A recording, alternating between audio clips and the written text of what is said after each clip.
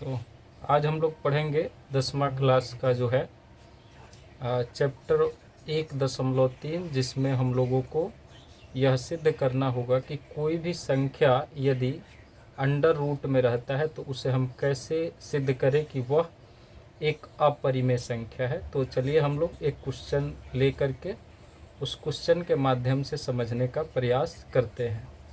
ठीक है, तो जो हमारा चैप्टर 1.3 है, एक्सरसाइज 1.3 है, उसमें से एक प्रश्न हम लोग ले करके समझते हैं कि कैसे जो है हम सिद्ध करेंगे कि यह एक परिमेय संख्या है। तो हमारा जो पहला प्रश्न है उसको हम लेते हैं और उसके माध्यम से हम सीखते हैं कि कैसे जो है किसी संख्या को हम सिद्ध करेंगे कि यह एक अपरिमेय संख्या है। तो पहला प्रश्न हम लेते हैं और पहला प्रश्न है कि सिद्ध कीजिए। क्या है प्रश्न? सिद्ध कीजिए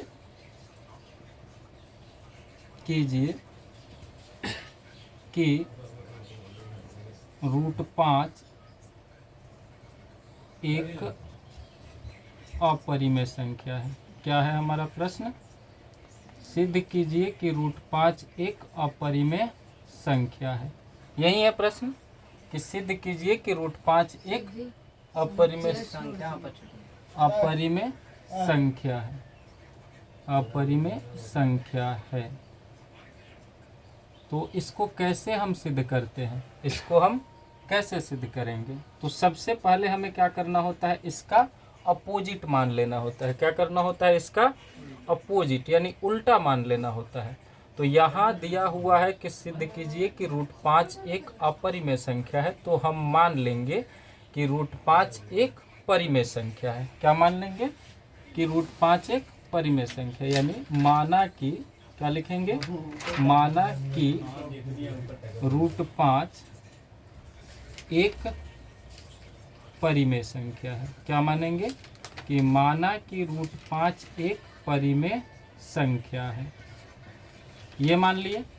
किसी को कोई दिक्कत है इसमें? हम इसको उल्टा मान लिए कि माना कि √5 एक अपरिमेय संख्या है। तो जब परिमेय संख्या है, तो परिमेय संख्या है तो हम इसे P/Q के रूप में भी लिख सकते हैं। P/Q के रूप में भी लिख सकते हैं। तो क्या लिख सकते हैं? लिख सकते हैं कि √5 बराबर P/Q लिखा जा सकता है कि नहीं? लिख सकते हैं। तो अब देखिए, अगर क्रॉस मल्टीप्लाई गुना करते हैं, इसके बट्टा में कुछ नहीं था, क्या है? 1 है और यहाँ Q है।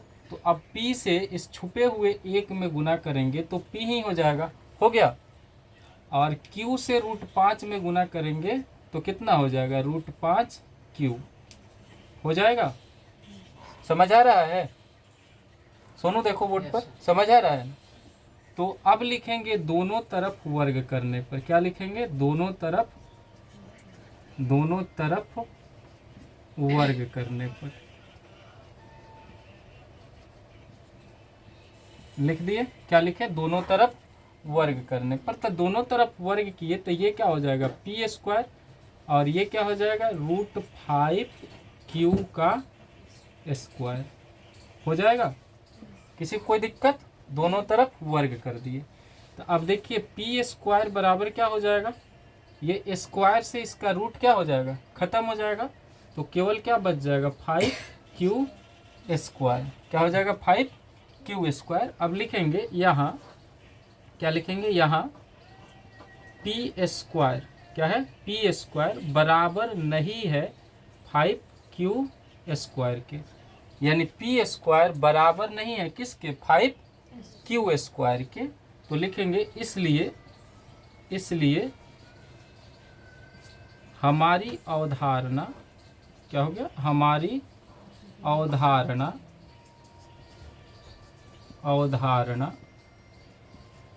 गलत सिद्ध हुई। क्या हो गई? हमारी अवधारणा गलत सिद्ध हुई। और वो हमारी अवधारणा क्या थी? कि हमने इसको परिमेय माना था। हमने इसको क्या माना था? परिमेय माना था। तो हमारी अवधारणा गलत सिद्ध हुई कि √5 एक परिमेय संख्या है, एक परिमेय संख्या है, परिमेय संख्या है। तो ये तो गलत सिद्ध हो गया कि √5 एक परिमेय संख्या है। तो जब परिमेय नहीं है तो ये क्या है, अपरिमेय है। तो लिखेंगे अतः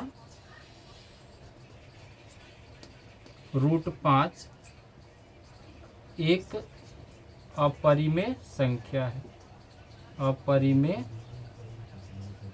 संख्या